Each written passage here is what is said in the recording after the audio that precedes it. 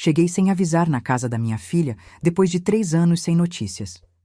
O que vi me partiu o coração. Ela estava no chão, vestida como empregada, enquanto o marido limpava os sapatos nela na frente de todos os convidados. Quando ele me viu parada na porta, seu rosto ficou branco como papel.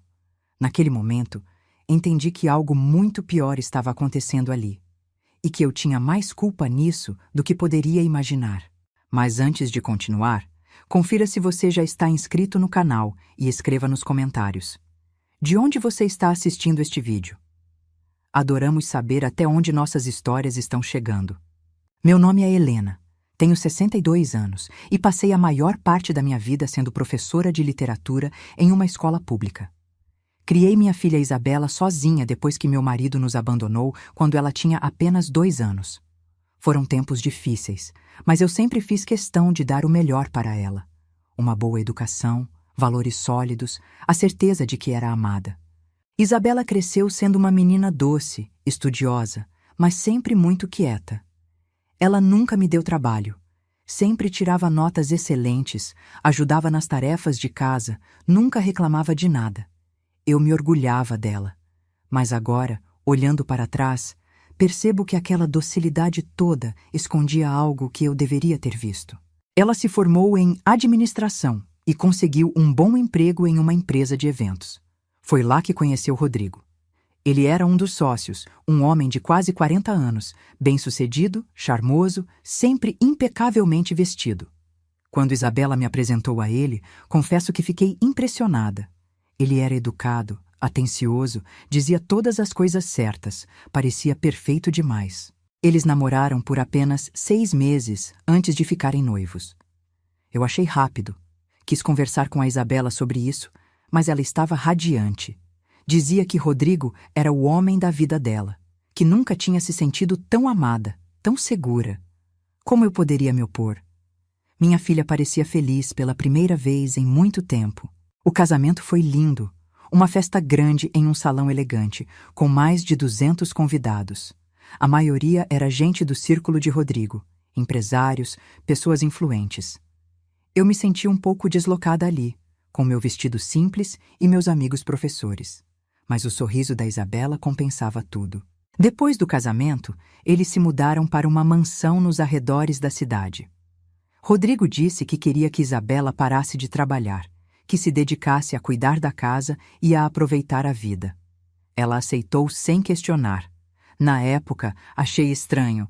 Ela sempre foi tão independente, mas pensei que fosse escolha dela. Nos primeiros meses, ainda nos falávamos toda semana. Isabela ligava, contava sobre a casa nova, sobre os jantares que Rodrigo promovia, sobre a vida que estava construindo. Mas então as ligações começaram a ficar mais espaçadas. Primeiro uma vez por semana, depois a cada 15 dias, depois uma vez por mês. Eu tentava ligar para ela, mas raramente conseguia falar. O telefone tocava, e tocava até cair na caixa postal. Quando ela atendia, a conversa era sempre apressada. Dizia que estava ocupada, que tinha muitas coisas para resolver, que ligaria depois, mas nunca ligava. Mandei mensagens, e-mails. As respostas vinham cada vez mais curtas e frias. Estou bem, mãe, não se preocupe. Beijos. Nada mais. Nenhum detalhe, nenhuma conversa real. Era como se ela estivesse se afastando aos poucos, desaparecendo da minha vida. Tentei visitar algumas vezes. Peguei ônibus até a região onde ficava a mansão, mas quando chegava no portão, os seguranças diziam que Isabela não estava, ou que estava descansando e não podia receber visitas, ou que Rodrigo não autorizava entradas sem aviso prévio. Sempre uma desculpa diferente. Liguei para o telefone da casa.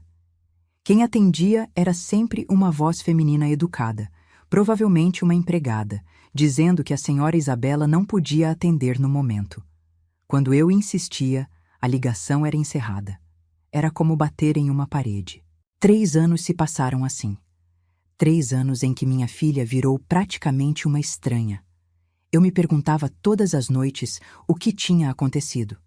Será que eu tinha feito algo errado? Será que ela estava com raiva de mim por algum motivo? Ou será que Rodrigo não gostava de mim e estava afastando ela de propósito?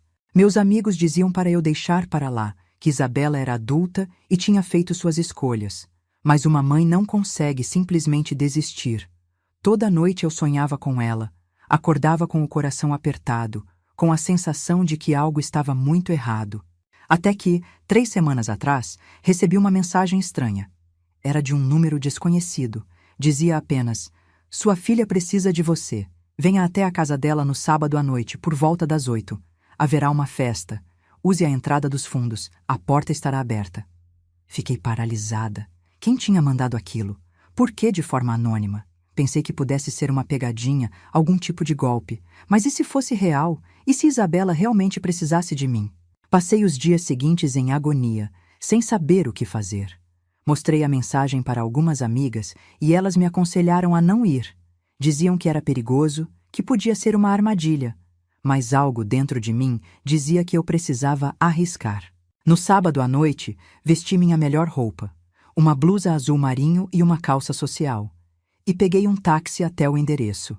Meu coração batia tão forte que eu conseguia ouvir nas têmporas. O motorista me deixou a alguns quarteirões da mansão. Ele disse que os seguranças de lá não gostavam de carros estranhos perto do portão. Caminhei pela rua escura, iluminada apenas pelos postes antigos. A mansão se erguia imponente no topo de uma pequena colina, toda iluminada. Dava para ouvir música vindo de dentro, vozes, risos. Realmente havia uma festa acontecendo. Contornei o muro alto até encontrar uma porta lateral nos fundos, como a mensagem havia indicado. Empurrei devagar e, para minha surpresa, estava mesmo aberta. Entrei. O coração disparou quando pisei dentro da propriedade. Segui por um caminho de pedras que levava aos fundos da casa, passando por um jardim perfeitamente cuidado. As luzes da festa piscavam através das janelas enormes e a música ficava mais alta a cada passo que eu dava. Encontrei uma porta de serviço entreaberta. Respirei fundo e entrei. O corredor era estreito, com paredes brancas e cheiro de produtos de limpeza. Era claramente uma passagem para funcionários.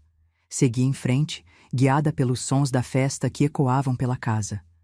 Ao abrir outra porta, me vi no hall de entrada principal, e foi ali que meu mundo desabou. Isabela estava no chão. Minha filha estava deitada bem na entrada, sobre um capacho grande e decorativo. Ela usava um uniforme cinza desbotado, daqueles de empregada doméstica, todo surrado e manchado.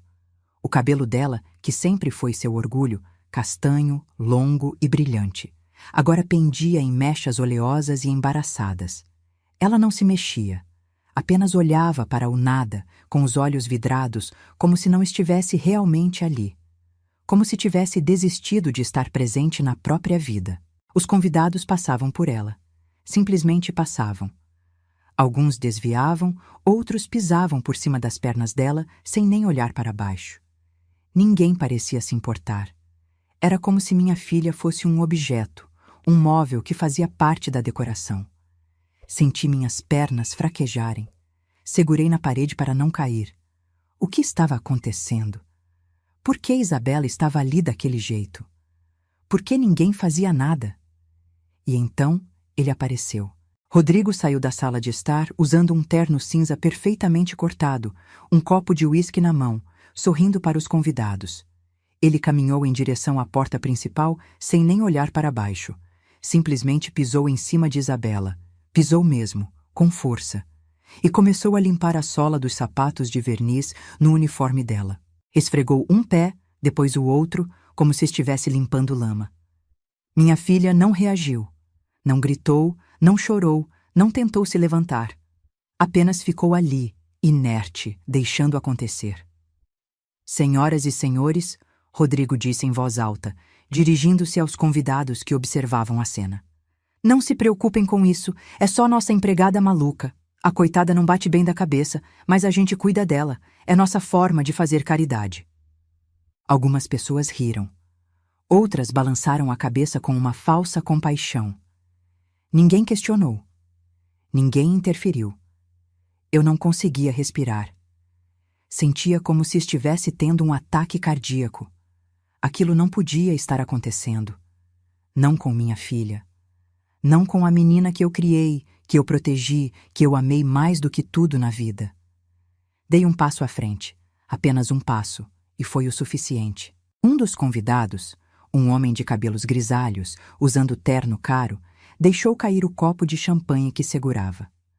O vidro se estilhaçou no chão de mármore, o líquido dourado se espalhando aos seus pés. Mas ele nem percebeu. Estava olhando para mim como se tivesse visto um fantasma, e Rodrigo também me viu. Virou a cabeça devagar, e quando nossos olhos se encontraram, algo mudou em seu rosto. Por um segundo, apenas um segundo, vi pânico. Puro pânico. Mas ele rapidamente se recompôs. "Helena!" ele exclamou, abrindo um sorriso largo. "Que surpresa maravilhosa! Por que não avisou que viria? Teríamos preparado uma recepção adequada." Ele caminhou em minha direção de braços abertos, como se fôssemos velhos amigos. Como se não tivesse acabado de limpar os sapatos na minha filha. Não retribui o abraço. Empurrei ele para o lado e corri até Isabela. "Isabela!" minha voz saiu trêmula. "Isabela, o que está acontecendo aqui?" Ela virou a cabeça devagar na minha direção.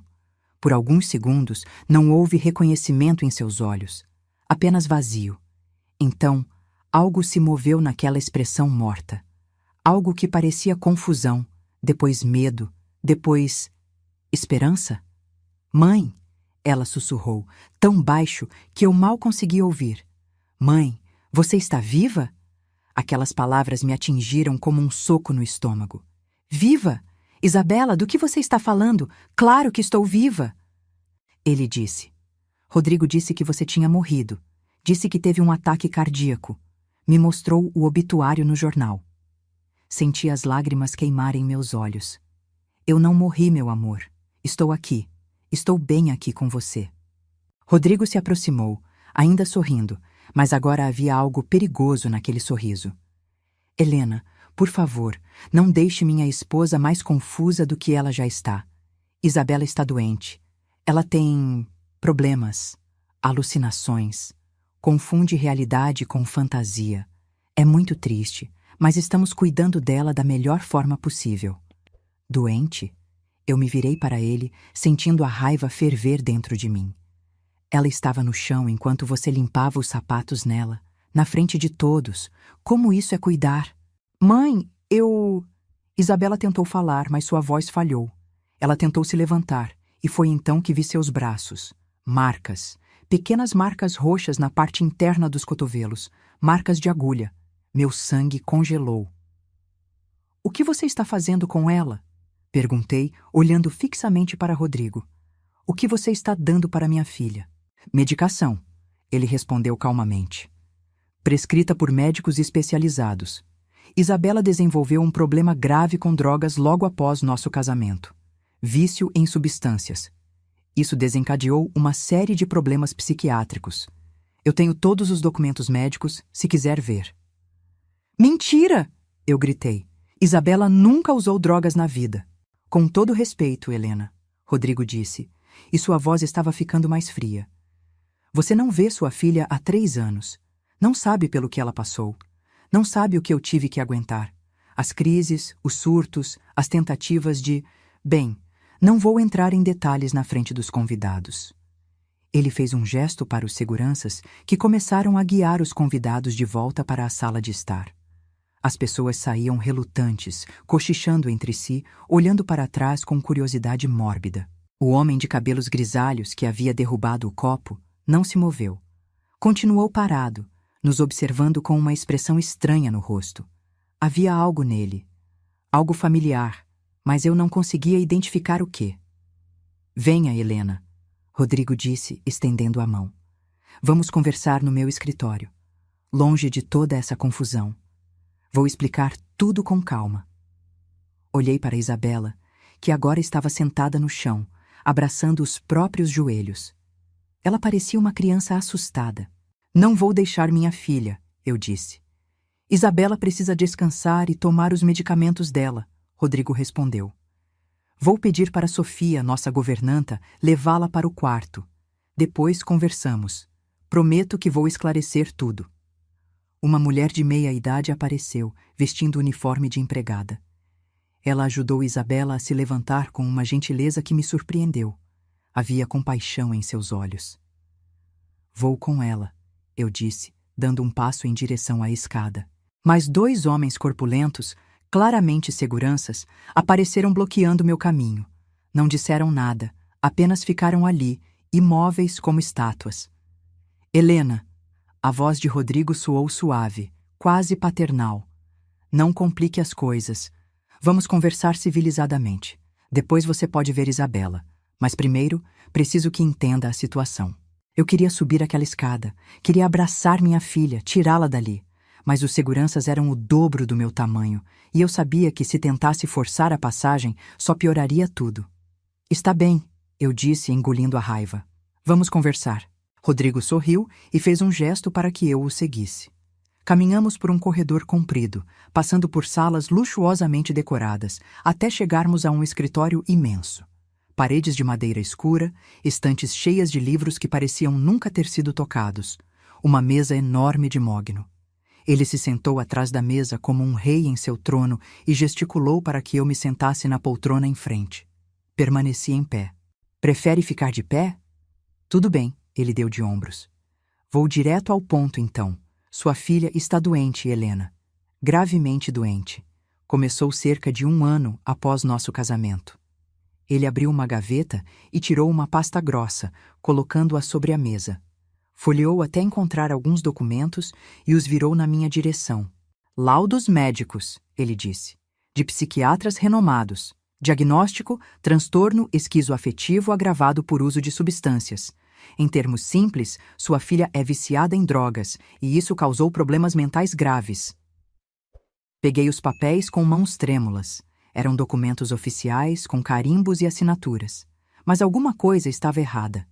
A letra dos médicos, as datas, tudo parecia muito conveniente, arrumado demais. Isabela nunca tocou em drogas na vida, eu repeti. Ela mal bebia álcool. É exatamente o que todos os pais de viciados dizem, Rodrigo respondeu com um suspiro cansado. Não conheci sua filha quando ela estava bem. O vício já tinha começado quando nos casamos. No início, ela conseguia esconder, mas depois ficou impossível. Ele pegou uma foto da pasta e me mostrou. Isabela estava em um canto de um quarto, o cabelo desgrenhado, os olhos arregalados, segurando uma faca contra o próprio peito. Isso foi há 8 meses, Rodrigo disse. Ela tentou me atacar. Disse que eu estava envenenando a comida dela, paranoia clássica. Olhei para a foto e senti meu estômago embrulhar. Aquela não era minha filha. Não poderia ser. Mas era. Era Isabela, irreconhecível, destruída. Eu poderia tê-la internado em uma clínica psiquiátrica, Rodrigo continuou. Teria sido mais fácil para mim. Mas eu a amo, Helena. Apesar de tudo. Por isso a mantenho aqui, em casa, com os melhores cuidados médicos, as melhores medicações. Custa uma fortuna, mas não me importo. Cada palavra que saía da boca dele soava sincera. Mas havia algo errado. Alguma coisa que eu não conseguia identificar. A forma como ele falava era ensaiada demais, polida demais. Por que ela estava no chão? Eu perguntei. Por que você limpou os sapatos nela? O rosto dele ficou sério. Eu não limpei os sapatos nela. Eu nem percebi que ela estava ali. Isabela às vezes tem esses episódios. Deita no chão e se recusa a se levantar por horas. Faz parte da doença. Eu passei sem olhar porque já estou tão acostumado que nem registro mais. Ele balançou a cabeça como se estivesse exausto. Você não imagina como é viver assim, Helena. Minha própria esposa virou uma estranha. Não me reconhece na metade dos dias. Grita, tem alucinações, se machuca, e mesmo assim eu fico, porque prometi na frente de Deus cuidar dela na saúde e na doença. Queria acreditar nele. Parte de mim queria muito acreditar que minha filha estava apenas doente, que tudo aquilo era real, que Rodrigo era realmente um marido dedicado lutando contra uma tragédia. Mas então lembrei das mensagens que pararam de chegar, do telefone que nunca era atendido, dos anos de silêncio e das marcas de agulha nos braços de Isabela. Ela disse que você mostrou um obituário meu, eu disse. Disse que você contou para ela que eu estava morta. Rodrigo suspirou e passou a mão pelo cabelo. Ela viu um obituário qualquer em uma revista. Uma mulher com o mesmo nome que você. Na cabeça confusa dela, decidiu que era você. Tentei explicar que não era, mas ela não escutava. Entrou em crise profunda. Chorou por dias. Foi terrível. Ele se levantou e caminhou até um bar no canto da sala, servindo-se de uísque. Vou ser sincero com você, Helena, ele disse, ainda de costas. Sei o que está pensando. Sei que me vê como um vilão. Mas a verdade é que sou a única coisa impedindo Isabela de acabar trancada em um hospício para o resto da vida. Virou-se e me encarou. E você? Onde estava nos últimos 3 anos?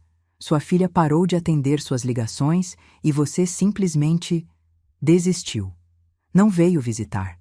Não insistiu. Se conformou. Aquelas palavras me acertaram como uma bofetada, porque eram verdade. Eu tinha desistido. Não completamente, mas tinha parado de lutar tanto quanto deveria. Ela não me atendia, eu disse com a voz fraca. Você não deixava eu entrar. Porque ela não queria ver ninguém, ele respondeu. Isabela tinha vergonha do estado em que estava. Não queria que você a visse assim. Foi ela mesma quem pediu para não deixar você entrar. Será que era verdade? Será que minha filha realmente não queria me ver? Ou ele estava manipulando tudo, inclusive agora?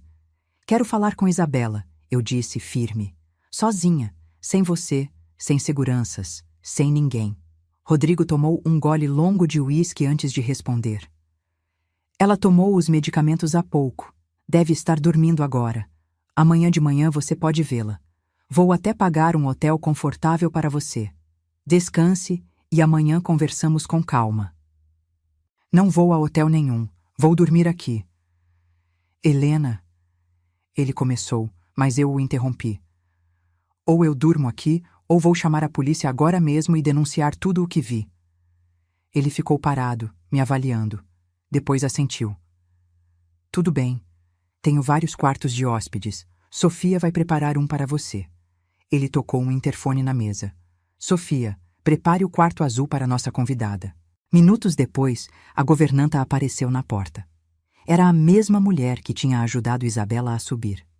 Ela me olhou de um jeito estranho, como se quisesse dizer alguma coisa, mas não pudesse. Siga-me, por favor, ela disse baixinho. Segui Sofia pelos corredores silenciosos da mansão. A festa tinha acabado, os convidados tinham ido embora e só restava aquele silêncio pesado que parecia engolir tudo. O quarto da Isabela, eu perguntei enquanto subíamos a escada. Qual é? Sofia hesitou. Terceira porta à direita no segundo andar. Mas a senhora não deve ir lá agora. Ele não vai gostar. Ele não precisa saber. Sofia parou e me olhou diretamente nos olhos. Havia medo ali, mas também algo mais. Uma espécie de alívio, talvez. Como se estivesse esperando que alguém finalmente questionasse o que estava acontecendo naquela casa. Ela precisa de ajuda, Sofia sussurrou. Sua filha precisa de ajuda, mas ele é perigoso, muito perigoso. Tenha cuidado. Antes que eu pudesse perguntar mais, ela se virou e continuou andando. Me levou até um quarto espaçoso com uma cama enorme, móveis elegantes e uma janela que dava para o jardim. Se precisar de algo, é só tocar o interfone, ela disse. Boa noite. E saiu, fechando a porta atrás de si. Fiquei ali parada no meio daquele quarto luxuoso, sentindo o peso de tudo o que tinha acontecido. Minha filha estava em algum lugar daquela casa, drogada e confusa, e eu não podia fazer nada até o amanhecer. Ou podia. Esperei 2 horas. 2 longas horas sentada na beirada da cama, ouvindo os sons da casa se acalmarem. Passos aqui e ali, portas se fechando, até que finalmente tudo ficou silencioso. Às 2 da manhã, saí do quarto. O corredor estava escuro. Apenas pequenas luzes de emergência próximas ao chão iluminavam o caminho. Caminhei descalça, tentando não fazer barulho, até encontrar a terceira porta à direita. Girei a maçaneta devagar. Não estava trancada. O quarto de Isabela era quase vazio. Uma cama simples, uma mesinha de cabeceira, nada mais. Era tão diferente do resto da casa. Parecia uma cela, não um quarto. Minha filha estava deitada, encolhida sob um lençol fino. Aproximei-me e me ajoelhei ao lado da cama. Isabela, sussurrei. Isabela, sou eu. Ela não respondeu. Sua respiração era lenta e pesada. Toquei seu ombro e ela não reagiu. Estava profundamente sedada. Foi então que vi a mesinha de cabeceira. Havia vários frascos de remédios, todos sem rótulo. Peguei um e cheirei. Um cheiro químico forte, medicinal. Coloquei de volta e percebi algo mais. Uma seringa usada dentro do lixinho. Isabela não estava doente. Ela estava sendo dopada. Senti a raiva crescer dentro de mim, mas precisava manter a calma. Precisava de provas. Precisava de um plano. Não podia simplesmente pegar minha filha e sair correndo. Rodrigo tinha seguranças, advogados, dinheiro. Ele ia me destruir se eu fizesse algo impulsivo. Inclinei-me e beijei a testa de Isabela. Vou te tirar daqui, sussurrei. Prometo. Voltei para meu quarto sem ser vista e deitei na cama, mas não consegui dormir. Fiquei pensando, planejando, tentando descobrir o que fazer. De manhã cedo, antes do sol nascer, ouvi batidas leves na porta. Levantei-me e abri. Era Sofia. Ele já acordou, ela disse baixinho, e pediu para eu avisá-la que tem uma reunião importante hoje de manhã. Ele vai sair e deixou um dos seguranças de plantão. Se a senhora quiser ver Isabela, é agora. Obrigada, eu disse. Sofia, você sabe o que está acontecendo aqui, não sabe? Ela baixou os olhos. Sei, mas não posso fazer nada. Ele tem provas contra mim. Disse que se eu abrir a boca, vou para a cadeia. E é verdade. Ele plantou coisas no meu quarto, joias da primeira esposa dele. Se eu denunciar, ele me acusa de roubo. Primeira esposa? Sofia me olhou com uma expressão carregada. Ele já foi casado antes, 2 vezes. As 2 esposas. A primeira está internada em uma clínica psiquiátrica na Suíça. A segunda morreu. Senti o chão sumir debaixo dos meus pés. Morreu como? Oficialmente suicídio, overdose de remédios para dormir. Mas eu estava aqui. Vi coisas. Vi ele entrar no quarto dela com um frasco na mão. 1 hora depois, ela estava morta. Meu sangue congelou. E você nunca contou para ninguém? Contei para a polícia na época, Sofia disse, com lágrimas nos olhos. Mas meu depoimento sumiu do processo. O investigador foi transferido. O caso foi arquivado, e eu fui ameaçada de todas as formas possíveis. Tenho uma filha, senhora Helena. Tenho netos. Ele disse que se eu abrisse a boca, eles sofreriam. Entendi então o tipo de homem que Rodrigo realmente era. Não apenas cruel, mas meticuloso, calculista, perigoso. Por que está me contando isso agora? Perguntei. Porque não aguento mais, ela sussurrou. Já vi 2 mulheres serem destruídas nesta casa. Não quero ver uma terceira. Sua filha ainda tem salvação, mas precisa ser rápido. Ele está planejando interná-la em uma clínica fechada no exterior. Ouvi ele conversando ao telefone ontem. Disse que ela está ficando inconveniente demais. Sofia pegou um cartão do bolso e me entregou.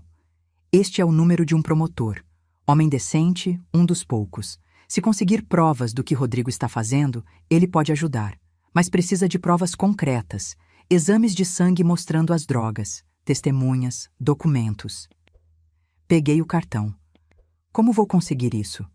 Não sei, mas precisa tentar. Sofia olhou para trás nervosa. Preciso ir. Ele pode desconfiar se eu demorar.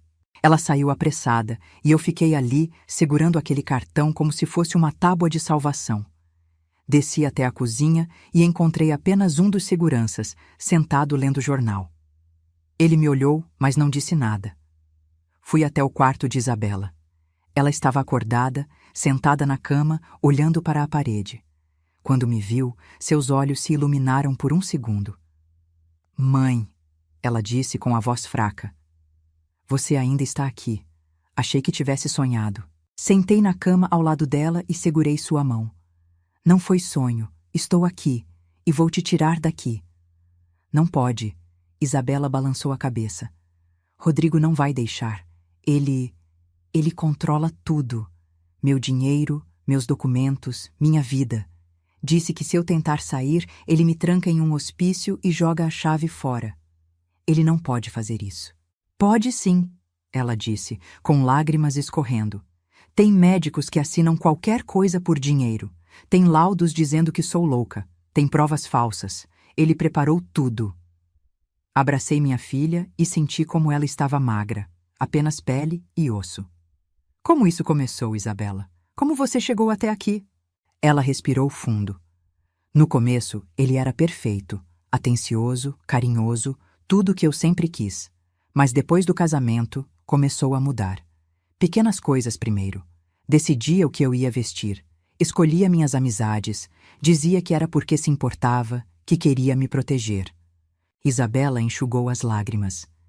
Então começou a me isolar. Disse que meus amigos eram má influência. Que você, mãe, estava tentando nos separar. Foi ele quem pegou meu telefone e bloqueou todos os contatos. Disse que era pelo meu bem, que eu precisava focar em nosso casamento. Por que você não fugiu? Eu perguntei, já sabendo que a resposta seria complicada. Tentei, 3 vezes. Das 3, ele me encontrou. Na terceira vez começou com as injeções. Disse que eram vitaminas, que eu estava fraca e precisava. No começo eu acreditei. Mas então comecei a ter lapsos de memória, alucinações. Não conseguia pensar direito. Ela tremeu nos meus braços. Aí ele mostrou o jornal, o obituário com seu nome, com sua foto. Disse que você tinha morrido e que ele não tinha me contado antes porque eu estava muito frágil. Eu entrei em colapso. Não comi, não bebi por dias. Queria morrer também. E ele consolou você, eu disse, começando a entender o padrão. Sim. Disse que agora só tinha ele, que ele cuidaria de mim para sempre. E eu acreditei porque não tinha mais ninguém. Estava completamente sozinha. Segurei o rosto dela entre minhas mãos. Você nunca esteve sozinha. Eu sempre estive aqui. Sempre. E vou provar isso. Mas como? Rodrigo tinha criado uma prisão perfeita. Isabela não tinha documentos, não tinha dinheiro, não tinha força física para fugir. E se eu simplesmente a levasse, ele chamaria a polícia e mostraria os laudos médicos falsos. Isabela, eu disse, você topa fazer algo perigoso? Ela me olhou com medo, mas também com um lampejo de esperança. O quê? Vamos fingir que você ainda está sob o controle dele. Continuar tomando os remédios na frente dele, agindo confusa, mas começar a guardar provas, gravar conversas se possível. Enquanto isso, vou ao promotor que Sofia indicou e ver o que podemos fazer. Ele vai desconfiar se você ficar aqui, Isabela disse. Então vou embora hoje, mas volto, e quando voltar, vai ser com ajuda. Passamos mais 1 hora conversando, planejando. Quando saí do quarto, Isabela parecia um pouco mais viva. Ainda assustada, ainda fraca, mas com um objetivo agora. Rodrigo chegou no meio da tarde. Me encontrou na sala de estar. Helena, ele disse, com aquele sorriso calculado. Como passou a noite? Bem, eu menti. Conversei com Isabela esta manhã. Ela parece melhor. Ótimo, os remédios estão fazendo efeito. Ele se sentou e cruzou as pernas. Estava pensando, já que você veio até aqui, que tal ficar alguns dias? Passar mais tempo com sua filha. Tenho certeza que vai fazer bem para ela. Era uma armadilha. Ele queria me manter por perto para vigiar, para ter certeza que eu não faria nada. Não posso, eu disse. Tenho responsabilidades em casa, mas volto semana que vem. Tem certeza? Ele insistiu. Isabela ficaria muito feliz.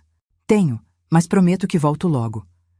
Ele estudou meu rosto, procurando sinais de que eu estava mentindo. Mantive a expressão neutra. Está bem, ele finalmente disse. Vou pedir para um dos motoristas levá-la até a cidade. Não precisa, pego um táxi. Insisto, é o mínimo que posso fazer pela minha sogra. Durante todo o caminho até a cidade, o motorista, que era claramente um dos seguranças, não tirou os olhos do retrovisor, me vigiando. Rodrigo estava se certificando de que eu realmente iria embora. Quando cheguei em casa, liguei imediatamente para o número que Sofia tinha me dado. Uma secretária a atendeu e disse que o promotor, Dr. Mendes, estava em audiência. Deixei recado pedindo urgência. Ele retornou minha ligação 3 horas depois. Contei tudo. Sobre Isabela, sobre Rodrigo, sobre as esposas anteriores. Ele me ouviu em silêncio. Senhora Helena, ele disse quando terminei. O que a senhora está descrevendo é gravíssimo. Mas preciso ser sincero. Rodrigo Domingues é um homem extremamente bem conectado. Já tentaram investigá-lo antes e nunca deu em nada. Ele tem juízes, policiais e médicos no bolso. Então não há nada que possamos fazer? Eu não disse isso, mas precisamos de provas irrefutáveis. Exame de sangue da sua filha mostrando as drogas. Depoimentos de testemunhas dispostas a falar. Documentos que provêm a falsificação dos laudos médicos. Sem isso, qualquer denúncia será arquivada. E se eu conseguir tudo isso? Aí podemos agir. Mas, senhora, tome cuidado. Se Rodrigo desconfiar que está investigando, pode acelerar os planos dele com sua filha. E não será nada bom. Desliguei o telefone sentindo o peso da responsabilidade. Precisava de provas, mas como conseguir se Rodrigo controlava tudo? Passei os 3 dias seguintes pesquisando sobre ele. Descobri artigos antigos sobre a morte da segunda esposa. Como Sofia tinha dito, o caso foi arquivado rapidamente. Suicídio por depressão, segundo os relatórios oficiais. Mas encontrei um blog de um jornalista investigativo que questionava a versão oficial. Ele levantava pontos suspeitos, como a morte havia ocorrido apenas 11 meses após o casamento, como a esposa tinha acabado de mudar o testamento colocando Rodrigo como único herdeiro uma semana antes, como o investigador responsável pelo caso tinha sido promovido logo depois. O jornalista, Marcelo Santos, ainda estava vivo. Consegui seu contato e liguei. Ele se lembrou do caso imediatamente. Sempre soube que tinha algo errado, ele disse. Mas não consegui provar nada. Rodrigo Domingues é intocável, pelo menos por enquanto. Contei sobre Isabela. Ele ficou em silêncio por um momento. Ele está fazendo de novo, Marcelo disse com raiva na voz. Aquele filho da mãe está repetindo o padrão e vai continuar fazendo enquanto ninguém o parar. Pode me ajudar? Posso, mas vai ser perigoso. Se ele descobrir que estamos investigando, eu sei, mas é minha filha. Marcelo suspirou. Está bem, vamos fazer o seguinte. Preciso que consiga uma amostra de sangue de Isabela. Com isso, posso mandar para um laboratório independente e descobrir exatamente o que ele está dando para ela. Também preciso de documentos. Qualquer coisa que prove que os laudos médicos são falsos. Como vou conseguir isso? Você vai ter que voltar para aquela casa e vai ter que ser esperta, muito esperta. Passamos horas planejando. Marcelo tinha contatos, recursos, experiência, mas o risco era enorme. No 4º dia, liguei para Rodrigo. Oi, estava pensando na sua oferta de passar uns dias com Isabela. Ainda vale? Claro, ele respondeu, e pude ouvir a satisfação na voz dele. Ele achava que tinha me convencido. Quando quer vir? Amanhã? Perfeito, vou mandar meu motorista buscá-la. Não precisa, eu alugo um carro. Insisto, Helena, é mais confortável. Ele não ia me dar escolha. Queria me controlar desde o primeiro momento. O motorista me buscou no dia seguinte. Durante todo o trajeto, fingi estar relaxada, fazendo pequenas perguntas sobre a casa, sobre Isabela, sobre a rotina. Ele respondia em monossílabos, mas eu estava plantando a imagem de uma sogra preocupada. Nada mais. Quando chegamos à mansão, Rodrigo me recebeu com um abraço caloroso. Completamente falso, mas convincente para quem não o conhecesse. Que bom que voltou, ele disse. Isabela vai ficar feliz. Ele me levou até o quarto dela. Isabela estava sentada na cama, olhando pela janela. Quando me viu, seu rosto se iluminou por um segundo antes de voltar à expressão vazia que usava como máscara. Olá, mãe, ela disse com a voz sem emoção. Oi, meu amor. Rodrigo nos observou por alguns segundos. Vou deixá-las conversarem. Qualquer coisa, é só me chamar. Quando ele saiu e fechou a porta, esperei alguns segundos antes de sussurrar. Ele pode estar ouvindo. Fale normalmente. Isabela assentiu. Conversamos sobre coisas banais. O tempo, a casa, o jardim, Mas enquanto falávamos, fiz sinais discretos com as mãos, mostrando o que precisava: uma amostra de sangue. Ela entendeu.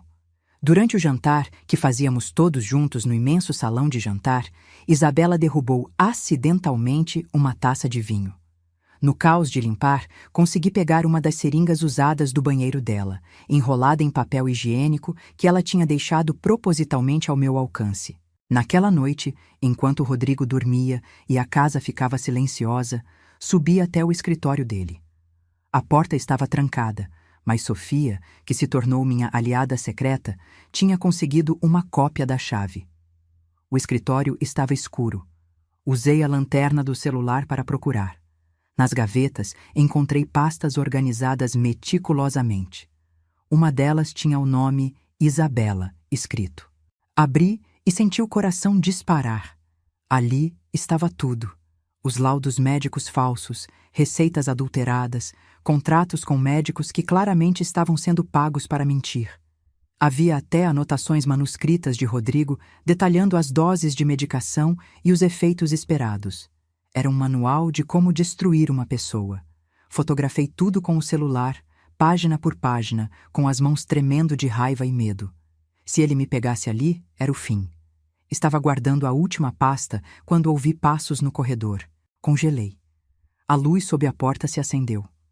Alguém estava vindo. Desliguei a lanterna e me escondi atrás da pesada cortina da janela, prendendo a respiração. A porta se abriu. Era Rodrigo.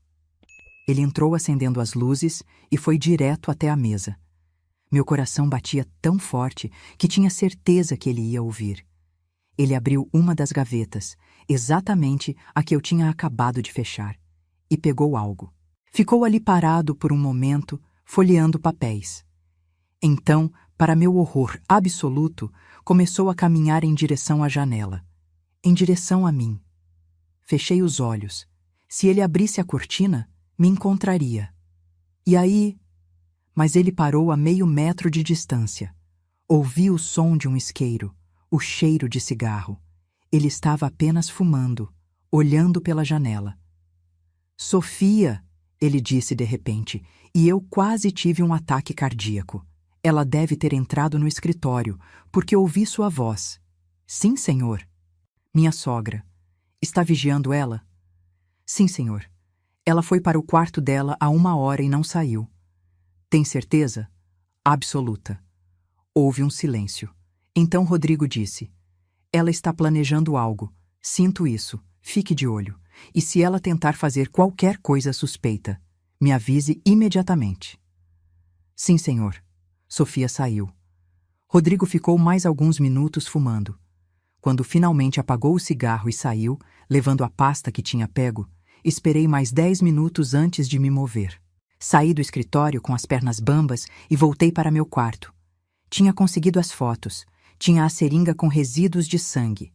Agora precisava sair daquela casa sem levantar suspeitas. De manhã, no café, anunciei: preciso voltar para casa hoje. Lembrei que tenho uma consulta médica amanhã cedo. Rodrigo me olhou com aqueles olhos calculistas. Que pena, mas entendo. Saúde em primeiro lugar. Quer que meu motorista a leve? Prefiro pegar um táxi, se não se importa. Não quero dar trabalho. Não é trabalho nenhum. Mesmo assim, prefiro táxi. Ele não insistiu, mas pude ver a desconfiança em seu olhar. Despedi-me de Isabela. Abracei minha filha e sussurrei tão baixo que só ela ouviu. Logo, meu amor, logo você sai daqui. O táxi me levou direto para o laboratório que Marcelo havia indicado. Entreguei a seringa e paguei para ter o resultado em 24 horas, não importava o custo. Depois fui até o escritório do promotor Mendes e mostrei as fotos dos documentos.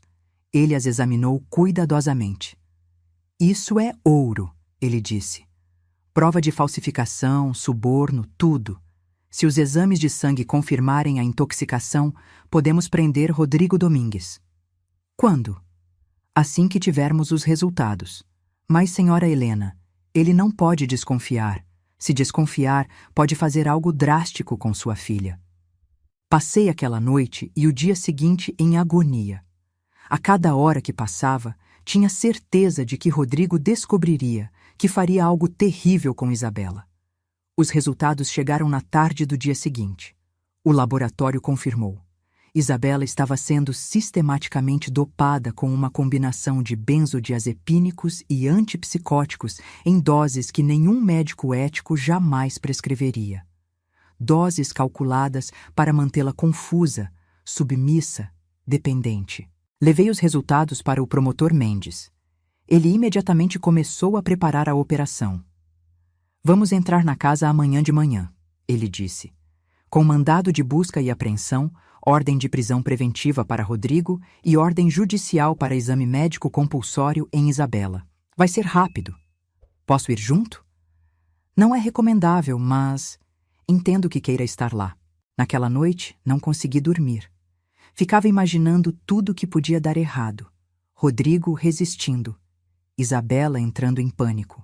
Os documentos misteriosamente sumindo. Às 6 da manhã, encontrei o promotor Mendes e uma equipe de policiais em frente à delegacia. Marcelo, o jornalista, também estava lá com uma câmera. Para documentar, ele explicou. Desta vez ele não vai escapar. Fomos em comboio até a mansão. O sol mal tinha nascido quando chegamos aos portões. Os seguranças tentaram impedir a entrada, mas o promotor mostrou o mandado e eles não tiveram escolha. Entramos na casa. Rodrigo estava tomando café no grande salão de jantar, usando roupão de seda, lendo jornal como se fosse um dia normal. Quando viu a comitiva entrar, seu rosto perdeu toda a cor. O que significa isso? Ele se levantou, tentando soar autoritário, mas com a voz tremendo. Rodrigo Domingues, o promotor Mendes disse formalmente, está preso preventivamente sob acusação de cárcere privado, falsificação de documentos, suborno e tentativa de homicídio. Isso é um absurdo, vocês não têm provas. Temos, Mendes respondeu, fazendo um sinal para os policiais. E muitas. Enquanto Rodrigo era algemado, subi correndo para o quarto de Isabela. Ela estava acordada, sentada na cama, olhando pela janela. Mãe? Ela disse quando me viu com lágrimas nos olhos. O que está acontecendo? Ouvi barulho. Você está livre, meu amor. Finalmente está livre. Abracei minha filha e senti ela desabar nos meus braços, chorando anos de dor, medo e solidão. Os médicos chegaram e levaram Isabela para o hospital. Lá, começaram o processo de desintoxicação e avaliação psicológica. Levou semanas para as drogas saírem completamente do organismo dela. Mais tempo ainda para ela começar a processar o trauma. Rodrigo foi julgado 6 meses depois. As provas eram irrefutáveis. Além do que aconteceu com Isabela, a investigação reabriu os casos das esposas anteriores. A primeira, Marina, foi libertada da clínica na Suíça e seu depoimento foi devastador. A segunda, Olga, teve o caso reclassificado como homicídio. Ele pegou 25 anos de prisão. Hoje, 2 anos depois, Isabela mora comigo. Ainda faz terapia toda semana. Alguns dias são difíceis. Ela acorda de pesadelos, tem crises de ansiedade, luta contra os traumas. Mas está viva, está livre. E está se reconstruindo um dia de cada vez. Sofia, a governanta corajosa que nos ajudou, também saiu daquela casa. Está trabalhando em um lugar seguro agora, finalmente livre do medo. E eu? Aprendi que o silêncio nunca é a resposta. Que quando algo parece errado, provavelmente está. Que o amor de mãe precisa vir acompanhado de coragem para agir, mesmo quando é assustador. Isabela ainda está aprendendo a confiar novamente, a sair de casa sem medo, a tomar suas próprias decisões. É um processo lento, mas estamos juntas. E desta vez, eu não vou soltá-la. Às vezes ela me pergunta se consegue perdoar a si mesma por não ter visto os sinais antes, por ter acreditado nas mentiras de Rodrigo. Eu digo que não há nada a perdoar. Ela foi vítima de um predador experiente, de alguém que fazia aquilo há anos com outras mulheres. O importante é que ela sobreviveu e agora tem a chance de viver de verdade. Hoje, ela começou faculdade de novo, psicologia. Quer ajudar outras mulheres que passaram pelo que ela passou. Quer transformar sua dor em propósito. E eu? Continuo sendo professora. Mas agora também dou palestras sobre relacionamentos abusivos, sobre os sinais de alerta, sobre a importância de nunca desistir de quem amamos. Porque se eu tivesse desistido, se eu não tivesse ido até aquela casa naquela noite, minha filha não estaria aqui hoje. E você?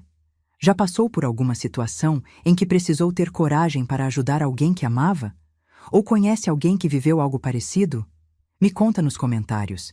E se essa história te tocou de alguma forma, não esquece de curtir e compartilhar com alguém que precisa ouvir isso. Até a próxima!